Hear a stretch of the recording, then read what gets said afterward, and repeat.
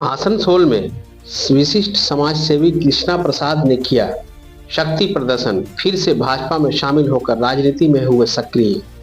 2026 के बंगाल विधानसभा चुनाव से पहले भारतीय जनता पार्टी की तरफ से बंगाल में जीत हासिल करने के लिए अभी से प्रयास शुरू हो चुके हैं।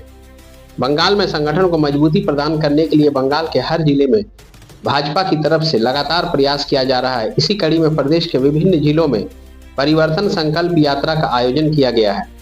इसी क्रम में आज आसनसोल में भी इस परिवर्तन संकल्प यात्रा का आयोजन किया गया। इसके तहत आसनसोल के गिरिजा मोड़ इलाके में एक विशाल जनसभा का आयोजन किया गया, जिसमें भारतीय जनता पार्टी के प्रदेश अध्यक्ष समीक भट्टाचार्य, आसनसोल दक्षिण की विधायिका अग्निमित्रा पाल, कुल्टी के विधायक डॉक्टर अजय पोद्दार, आसनसोल सांगठनिक जिला अध्यक्ष देवतनु भट्टाचार्य, पूर्व मेयर जितेंद्र तिवारी, कृष्णेंदु मुखर्जी, कृष्णा प्रसाद सहित इस जिले के तमाम बड़े भाजपा नेता और कार्यकर्ता उपस्थित रहे। यहां पर भाजपा कार्यकर्ताओं का जोश देखने लायक था। जब प्रदेश भाजपा अध्यक्ष समीक भट्टाचार्य मंच पर पहुंचे तो उनका गर्मजोशी के साथ स्वागत किया गया। इसके उपरांत वक्ताओं ने मंच से अपने वक्तव्य दिए। कृष्णेंदु मुखर्जी ने कहा कि आज पश्चिम बर्धमान जिले में और खासकर आसनसोल में स्थिति बहुत ही खराब है। उन्होंने कहा कि आज आसनसोल जिला अस्पताल की हालत इतनी ज्यादा खराब हो गई है कि वहां पर किसी मरीज का इलाज नहीं होता।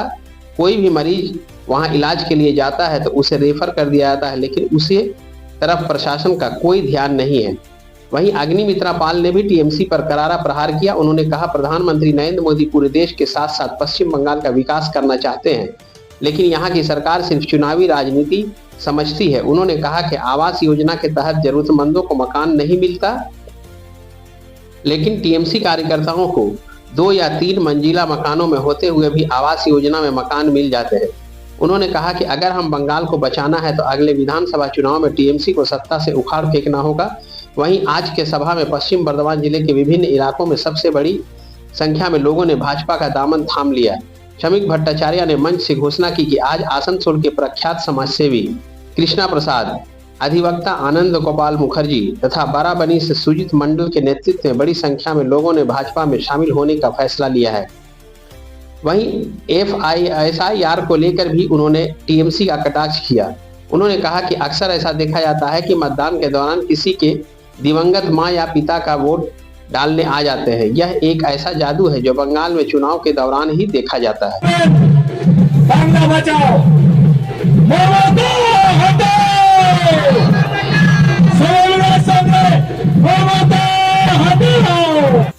করবেন, তাদেরকে জানাবেন এবং সাধারণ মানুষকে এই সরকারের বিরুদ্ধে ভোট দিতে বাধ্য করবেন। 2026 এর নির্বাচন একটা নির্ণায়ক জায়গায় রয়েছেন, আমরা খুব কাছাকাছি রয়েছি, আমরা জেতার খুব পাশাপাশি রয়েছি। কোনোভাবে বিভ্রান্ত হবেন না। কোনো অবস্থায় এতদিন ধরে যে কার্যকর্তারা, বুথ স্তরের কার্যকর্তারা 2021 এর পর থেকে রোদে জলে বৃষ্টিতে থেকেছেন, পুলিশের রক্তচক্ষু, তৃণমূলের রক্তচক্ষুকে উপেক্ষা করে আজ পর্যন্ত এই ঝান্ডা ধরে আছেন। কোনোভাবে বিভ্রান্ত হবেন না। পার্টির উপর আস্থা রাখুন, পার্টির উপর বিশ্বাস রাখুন। পশ্চিমবঙ্গে পরিবর্তন 26 আসন্ন।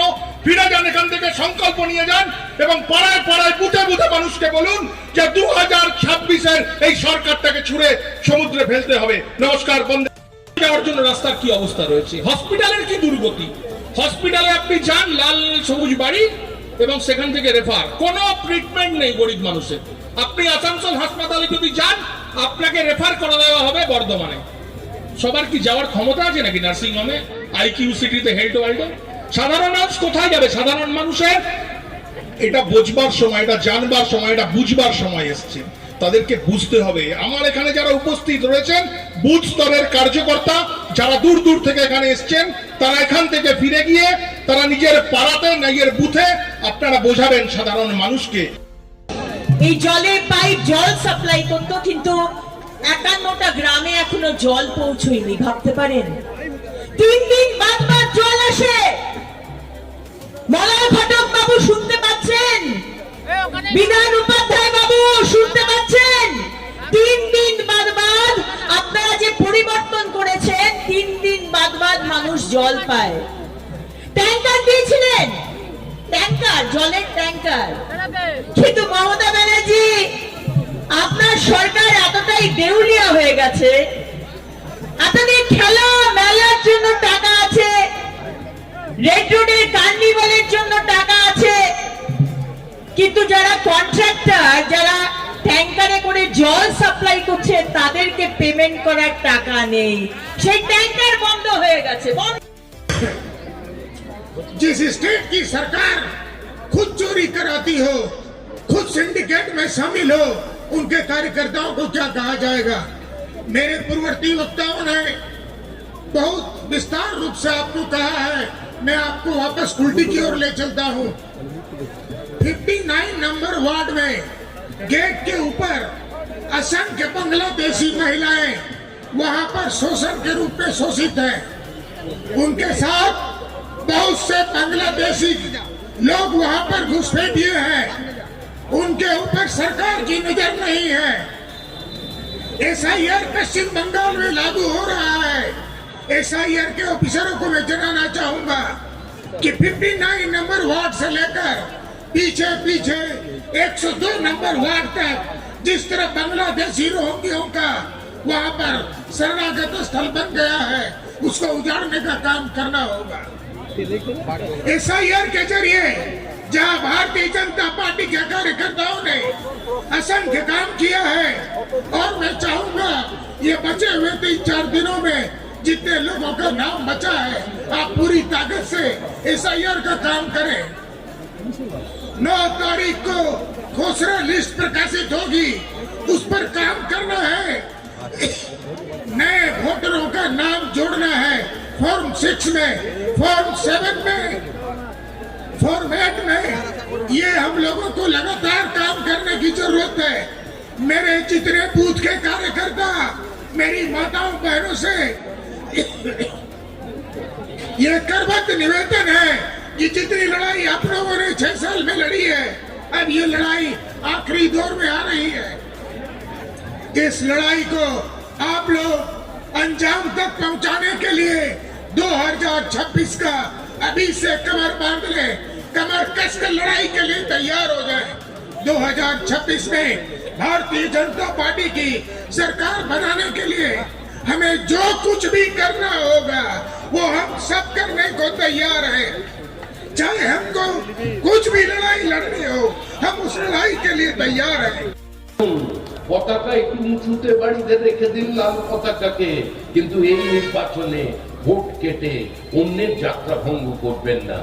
এই নির্বাচনে আপনাদের সকলের কাছে দাবি করছি, এই যে কংগ্রেস আর সিপিএম আর তৃণমূলের এখানে একটা লড়াই, কংগ্রেস তো বার্তা দিয়েই দিয়েছে, কারণ শতাব্দী প্রাচীন পার্টি কংগ্রেস, যার গর্ভ থেকে তৃণমূল কংগ্রেসের জন্ম হয়েছে। তৃণমূলের যে কর্মীরা আজকে আক্রমণ করছেন, রণহুঙ্কার দিচ্ছেন, এই মলয় বাবুদের বোঝা উচিত যে যেদিন কংগ্রেসের প্রবল গর্ব যন্ত্রণা, লেবার পেন, ছটফট করছে কংগ্রেস, সেই সময় যদি লেবার রুমে অটল বিহারী বাজপেয়ী আর লাল কৃষ্ণ আদবানি না থাকতেন, এই দলটার জন্ম। আরে দলের জন্মদাতা যিনি, তারা তো অনেকদিন, অটলজি তো চলে গেছেন অনেকদিন আগে।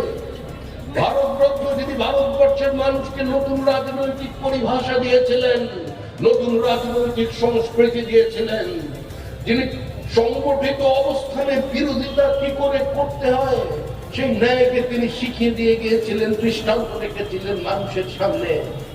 তার সম্পর্কে বলতে গিয়ে পার্লামেন্টে আমাদের বিরোধী দল आरजेडी नेता शरद यादव वक्तव्य करছেন, ये वही सदन है जिसका नेता कभी अटल बिहारी वाजपेयी हुआ करते थे, वही पंडित अटल बिहारी वाजपेयी। क्या उसका पास रुपया नहीं था? क्या उसका पास जुगाड़ नहीं था? आदमी नहीं था? लेकिन एक वोट, सिर्फ एक वोट के लिए उन्होंने अपने सत्ता को विसर्जित नहीं किया। उन्होंने अपने कुर्सी को ठोकर मार के चले गए, लेकिन भारत की लोकतंत्र, भारत की मर्यादा, हम इस सदन की गरिमा को ऊंचा करके चले। আমরা সেই রাজনৈতিক দলের প্রতিনিধিত্ব করছি আপনাদের সামনে দাঁড়িয়ে। আমরা সেই রাজনৈতিক সংস্কৃতি নিয়ে আজ আসানসোলের মানুষের সামনে দাঁড়িয়ে বলেছি, অতীতে এই অঞ্চলের মানুষ আমাদের অনেক পারিবারিক সংগঠনের আন্দোলনকে সমৃদ্ধ করেছেন, সফল করেছেন। আপনারা এই মাটি থেকে আমাদের প্রার্থীদের নির্বাচিত করেছেন, আমাদের লোকসভার প্রার্থীকে এখান থেকে আপনারা জিতিয়ে দিয়েছিলেন। কিন্তু কেন জানি না কখন পেয়ার হয় বলে তিনি অন্যদিকে চলে গেছেন, তার জন্য আমরা ক্ষমা প্রার্থী। এরপরেও আমরা দুজনে এখানে দুজন বিধায়ক বসে আছেন, ভবিষ্যতে যাকে নিয়ে এসেছিলেন বহিরাগত রাজনীতি করে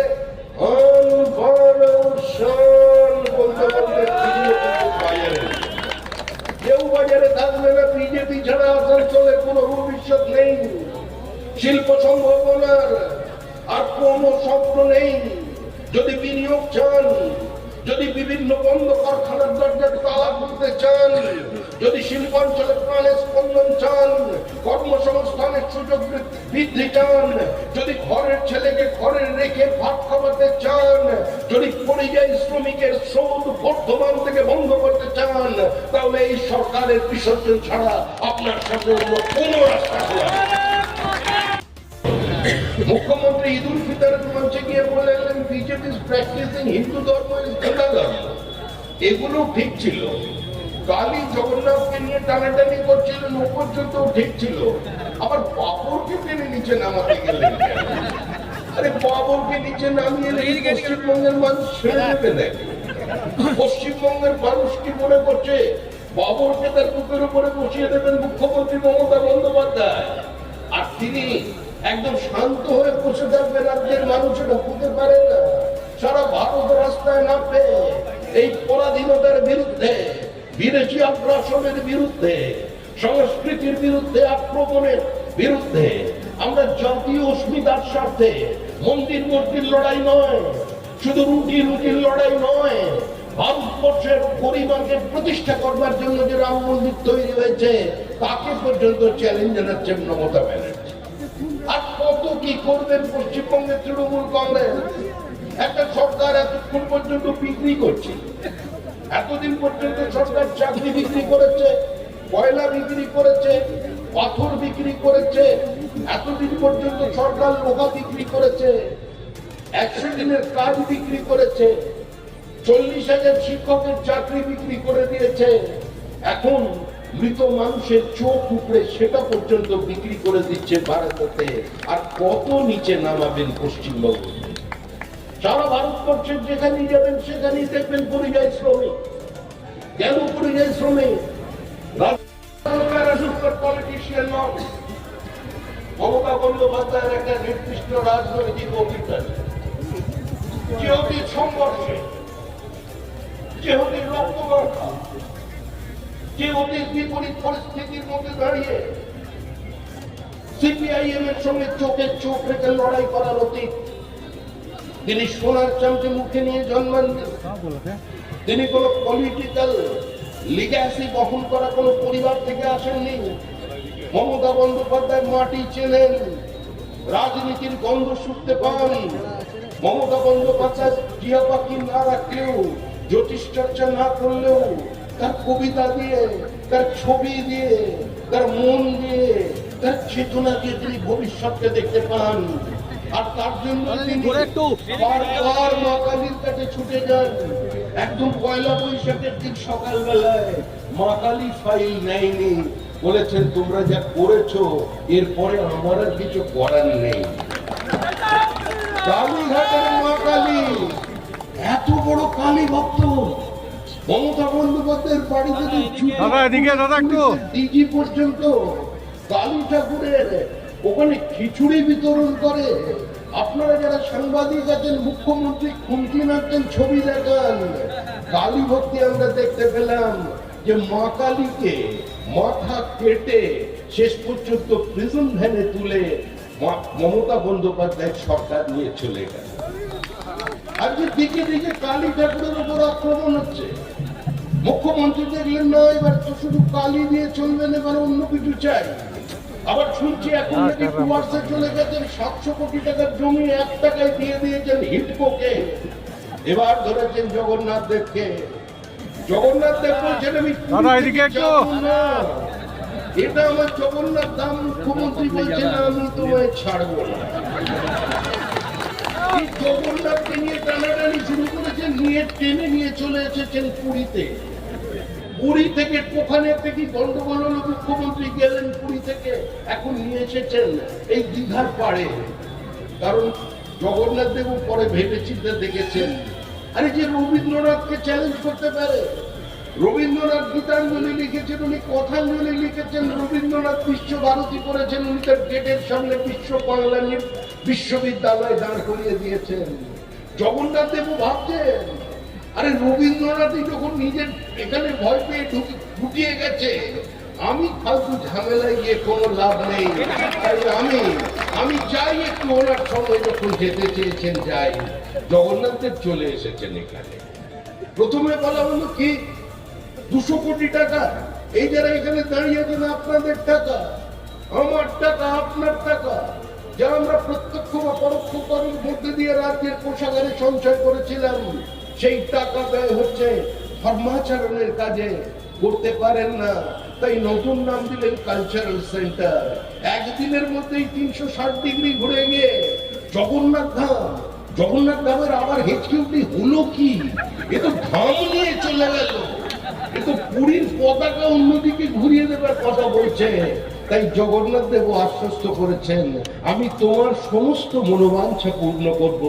বিজেপি বারবার বলছিল যে ফিরাদ হাকিম বাবুঘাটে তোমায় বিসর্জন দেবে, কিন্তু আমি এই পূর্ব মেদিনীপুরের মাটি, যে মাটি দেশপ্রাণ বীরেন শাসমলের মাটি, সতীশ সামন্তর মাটি, মদনজিনী হাজরার মাটি, যে মাটি আমাদের প্রথম স্বাধীন জাতীয় সরকারের মাটি, তাম্রলিপ্ত জাতীয় সরকার, যে মাটি পিছামনির মাটি, যেখানে দাঁড়িয়ে মহিলারা গুলিবিদ্ধ হয়েছিলেন, যে মাটি ক্ষুদিরামের মাটি, যে মাটি বিদ্যাসাগরের মাটি, আজকে সেই মাটিকে সাক্ষী রেখে আমি তোমার বিসর্জন এই বঙ্গোপসাগরে দিয়ে চলে যাব। তার জন্য আমি এসেছি পুরী। আজকে তৃণমূল চলে যাবে, কারোর কোনো চিন্তা করতে হবে না। এখন এসআইআর বলছেন, এসআইআর মুখ্যমন্ত্রী হতে দেবে না। মুখ্যমন্ত্রী বলতে নরেন্দ্র মোদী কোনো কথা বললেই মুখ্যমন্ত্রী বিবৃতি দেন, যেন উনি পশ্চিমবঙ্গের প্রধানমন্ত্রী। মুখ্যমন্ত্রীর কিন্তু শরীরী ভাষা ভিন্ন রকমের। আর আমাদের মুখ্যমন্ত্রী কোনো সাধারণ মুখ্যমন্ত্রী নন। আমাদের মুখ্যমন্ত্রী দিল্লিতে যে কোনো দিন ঝড় তুলতে পারেন বলেছেন, গোটা দেশকে নাকি হিলিয়ে দেবে। আমি জানতে পারছি না পশ্চিমবঙ্গের নিমগাছকে হেলাতে পারবেন কিনা, কিন্তু বলছেন দিল্লি হিলিয়ে দেবে।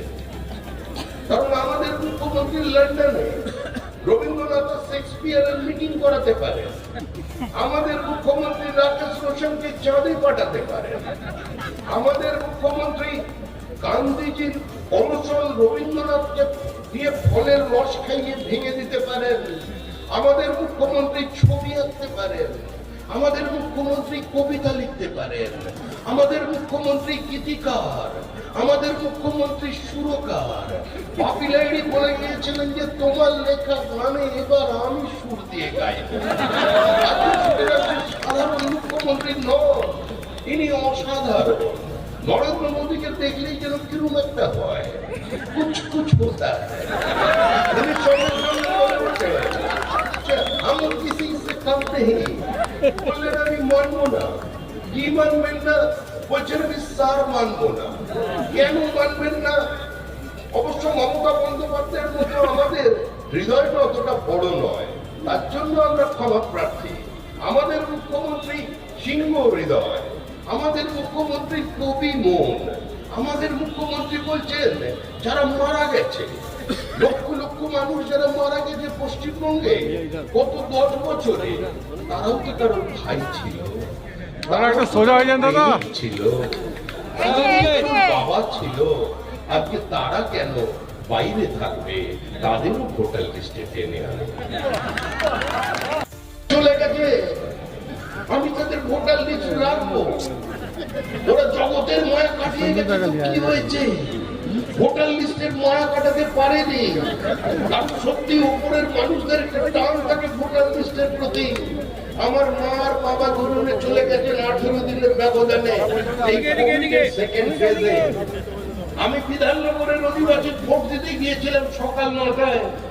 সকাল 9টায় ভোট দিয়ে যখন আমি 6 নম্বর মরুলের পার্টি অফিসে ছিলাম, সারাদিন সেদিন হঠাৎ শুনতে পেলাম যে আমার বাবাও এসেছিল, মাও এসেছিল, হাতে হাত ধরে এসেছিল, বিকেল 4টের সময় ভোট দিয়ে চলে গেছে। আমাদের যিনি শিক্ষামন্ত্রী আছেন, ওই একটু আগে অগ্নিমিত্রা বলছিল এসএসসি দিয়ে যে পুরো গুলিয়ে দেওয়ার চেষ্টা করছে। ওরও 8 সালে কত হয়েছে আমি জানি না, প্রাপ্ত সেই সৌভাগ্য হয়েছে কিনা বাবার সঙ্গে দেখা করার। এতগুলো দমদমের ভোটে হয়তো মাঝে মধ্যে এসে পড়েছে। আবার কিছু মানুষ বলছেন বিজেপি কে দেখা যাচ্ছে না, আমরা তো তৃণমূলকেই দেখতে পাচ্ছি। আরে যাকেই দেখুন, আপনি 3 ছেলের বাবাকে 11 ছেলের বাবা বানিয়ে দিন, আপনি শাশুড়িকে মা বানিয়ে দিন, শ্বশুরকে বাবা বানিয়ে দিন, তাও কিন্তু এসআইআর হবে, এসআইআর হচ্ছে।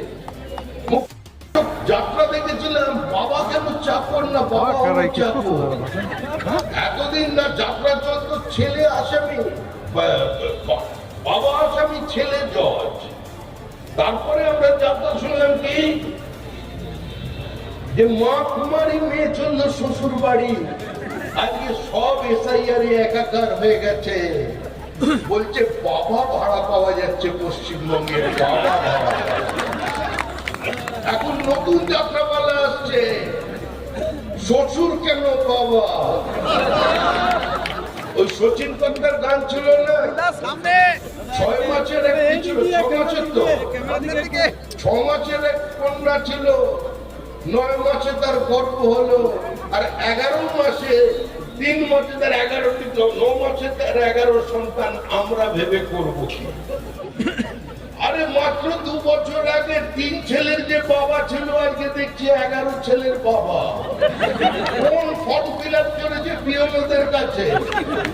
এই চারিদিকে তামাশা তৈরি করে দিয়েছে এসআইআর এর নামে, কিন্তু তাও মুক্তি পাবে না।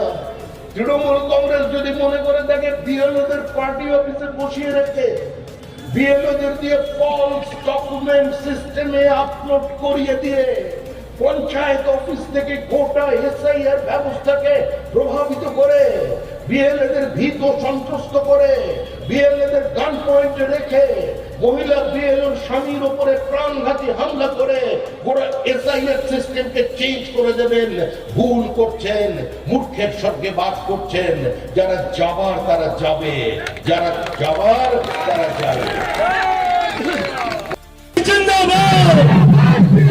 বিজেপি জিন্দাবাদ।